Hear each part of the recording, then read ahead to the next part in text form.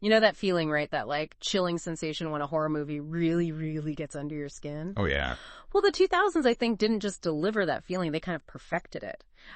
Transforming the genre in ways we're honestly still seeing today.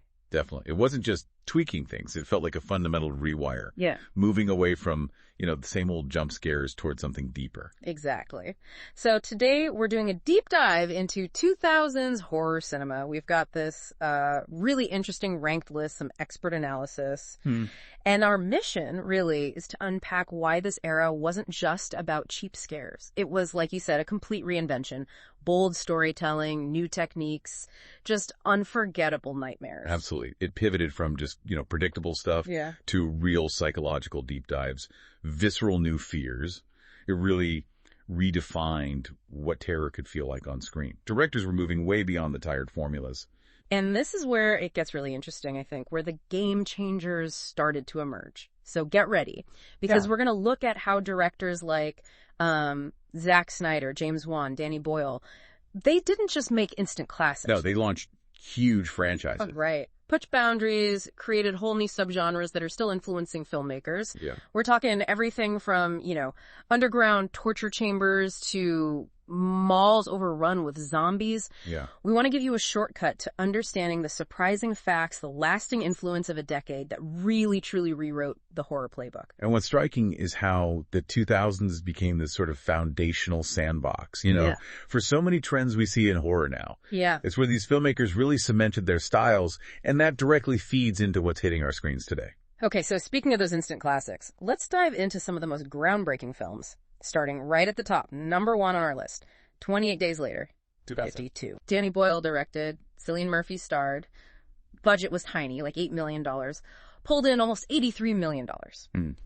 So beyond the numbers, what was it about 28 Days Later that just hit so hard? Or I think what's crucial is it didn't just give zombie movies an adrenaline shot, like people say. It completely re-energized the whole thing by introducing these incredibly fast, sprinting infected. Right, the infected, not technically zombies. Exactly. They're living people with the rage virus.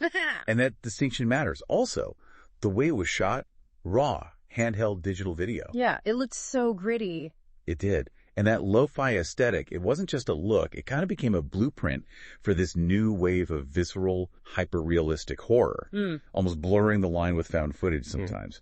And beneath the scares, there was real substance, commentary on how quickly society just crumbles, suggesting the real monsters aren't always the ones foaming at the mouth. And that London footage. Oh, the deserted London scenes is fascinating. They filmed a lot of that super early on weekend mornings. No CGI for the emptiness, just timing. Shows real dedication to that realism. Wow. That dedication really comes through. Okay, building on that kind of dread, let's shift to The Ring, also 2002. Another huge one. Gore Verbinski directed, Naomi Watts starred. A bigger budget here, around $48 million, but it made almost $250 million. Now, this film is often credited with kicking off the whole J-horror craze in the West. What did that really mean for the genre? Right, so The Ring really proved that American filmmakers could take foreign source material, in this case the Japanese film Ringu, and not just remake it, but you could argue improve it for a Western audience. Okay. And that launched the whole J-horror remake trend. J-horror, Japanese horror, it's known for being more psychological, lots of atmosphere, those vengeful spirits with the long dark hair. The classic look. Yeah. The Ring was just a masterclass in creating this suffocating dread. It focused way more on atmosphere than, explicit gore. And the imagery. The cursed tape, watch it. Die in 7 days and Samara crawling out of the TV. Instant nightmare fuel. Enduring stuff. Oh yeah, still iconic. And a little creepy fact. The actual cursed videotape in the movie, it apparently had real subliminal messages flashed in it. Little flashes of the word evil. Ugh, seriously. That's exactly the kind of subtle stuff that gets you. Okay, from atmosphere to, something much less subtle. Saw, 2004. Ah, Saw. The game changer. James Wan directed, Cary Elwes, Lee Wannell starred, indie film, budget $1.2 million. But it made over $104 million. You said it changed everything. How did that tiny budget actually play into its impact? Well, that's the striking thing. Made for peanuts, basically. But Saw didn't just launch quote-unquote torture porn. That shoestring budget actually forced James Wan to be inventive. Right. He had to come up with these brutal psychological traps that relied more on cleverness and, frankly, cruelty than big, expensive effects. So every dollar of that $104 million gross feels earned through sheer raw innovation. So torture porn, as a term, it refers to films focusing on graphic torment, right? Like elaborate traps. Exactly. Graphic depiction of physical, psychological torment.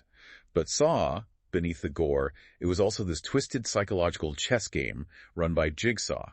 The traps were like these perverse moral lessons. Mm-hmm. And think about the production shot in just 18 days. They apparently used real pig carcasses in some scenes to save money on effects. Ugh. Just pure ingenuity. Wow. Resourceful. And that reverse bear trap, absolute horror icon status, earned its place. No kidding. A true game changer, proving sometimes limits really boost creativity. Yeah. Okay, next up, The Descent, 2005. Neil Marshall directed. Budget around $6 or $7 million, made about $57 million. How did this one master claustrophobia so well without just relying on jump scares? Oh, The Descent is just masterful with claustrophobia. You've got these women trapped deep underground in uncharted caves, and it builds dread with this dual threat.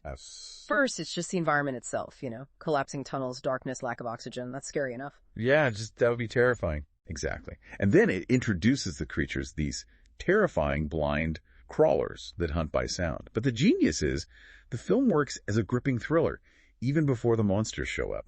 It layers psychological horror brilliantly with the creature feature stuff. So it didn't need the monsters initially. Pretty much, Yeah. Which makes their arrival even more impactful. And fun fact, all those incredible cave sets, built entirely on sound stages, no real caves were used at all. That's amazing. It felt so real, so oppressive. Okay, speaking of remakes doing well, let's talk Zack Snyder's Dawn of the Dead, 2004. Another strong one. Sarah Polley, Ving Rhames. Budget $26 million, grossed over $102 million. This is often held up as a remake that maybe even improved on a classic. What was its secret sauce? Well, again, like 28 Days Later kind of did, it injected new energy with fast zombies, sprinting zombies, applied to Romero's classic framework. Right, the running zombies were huge then. They were. And that opening sequence, just incredible. Sarah Polley waking up, chaos erupting, her zombie husband right there. Yeah. It grabs you immediately. It really does. It didn't just rehash the original. It felt like it turbocharged the concept for a modern audience. And yeah, it definitely launched Snyder's career big time.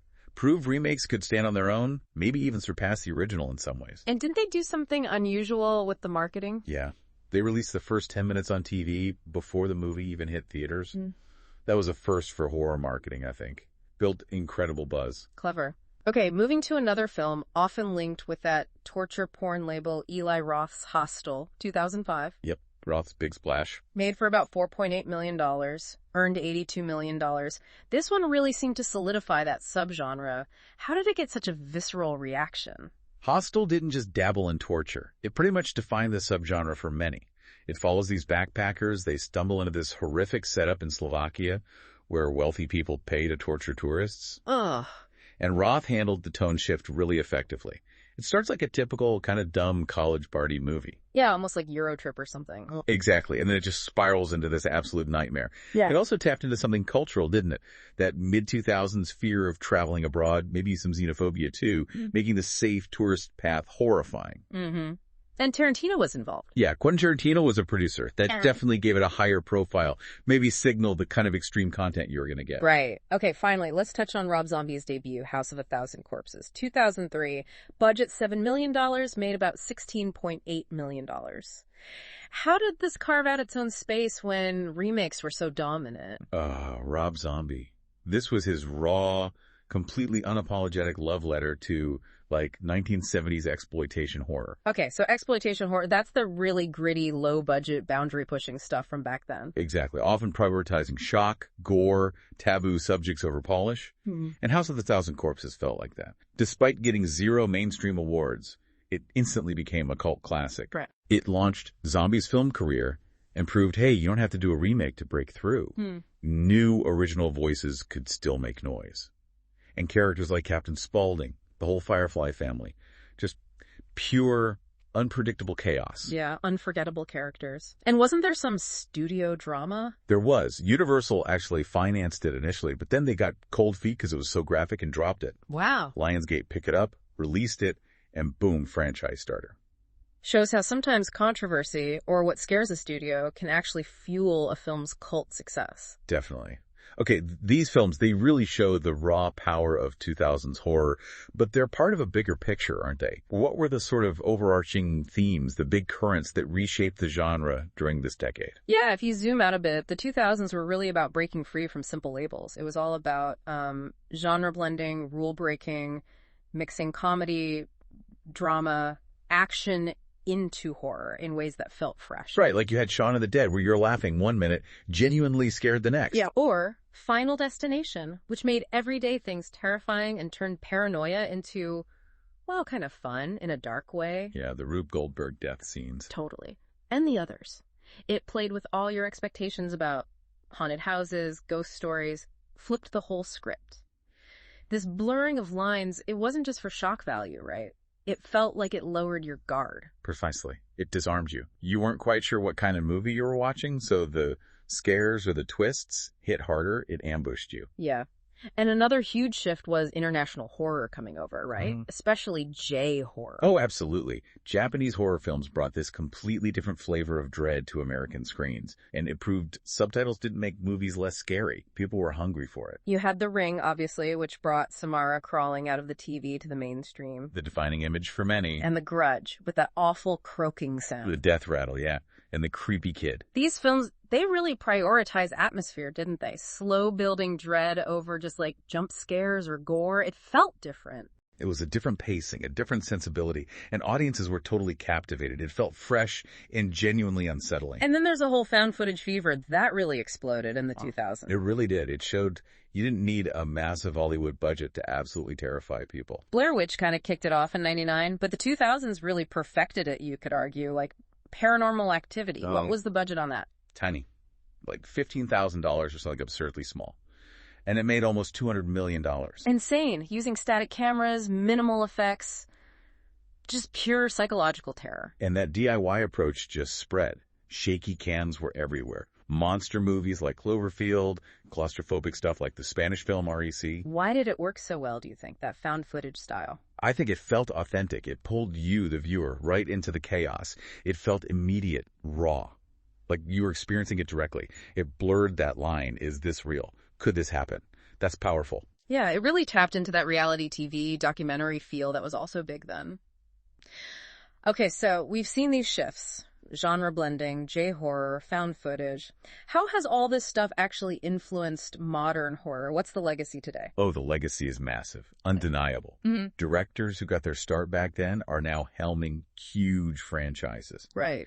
And the new generation, people like Ari Aster or Robert Eggers, they've clearly studied the films from this era. The 2000s were a crucial training ground. Absolutely. You look at James Wan goes from Saw to basically creating the Conjuring universe. Huge. Alexandra Ajar from High Tension to Crawl, Neil Marshall, The Descent to the Reckoning. They all learned lessons then, I think. Out atmosphere, about clever scares, often beating out just buckets of gore. Exactly. And the 2000s proved you could make really effective horror without needing giant budgets. That's a template indie horror directors still follow religiously today. It makes you wonder, actually, if Saw had a bigger budget, would it have been as good? That's a great question. Maybe the constraints made it what it was. Could be. That brutal ingenuity might have been sanded down with more money. Yeah. And beyond the directors, specific tropes really stuck around too, didn't they? Totally. Found footage is maybe the most obvious one. It exploded then, and it's still everywhere. Think about films like Host recently or Unfriended. It's become a standard tool, a shortcut to authenticity. And what about the torture porn element? Did that just fade away? Not exactly. Faded, maybe evolved. The purely visceral stuff from Saw and Hostel, you see it transformed into more psychological torture, maybe more artistic torture in films like Midsommar or The Platform. Ah, okay. So the focus shifted a bit. Yeah, often with more thematic depth or, like you said, an artistic flair. And even the final girl trope changed. Survivors weren't just running anymore. Right, they started fighting back smarter. Yeah, smarter, sometimes more brutally. Like Brigitte in Ginger Snaps. It became less about just who survives and more about how they survive and maybe what that survival costs them, what they become. That's interesting. And you mentioned something else earlier, streaming giving these films a second life. Yeah, this is a really striking part of the legacy. Streaming platforms like Netflix, Shudder, they've become crucial for rediscovering 2000s gems, films that maybe bombed in theaters or went straight to DVD, are finding huge audiences now. Like Jennifer's Body. Total flop initially. Complete bomb.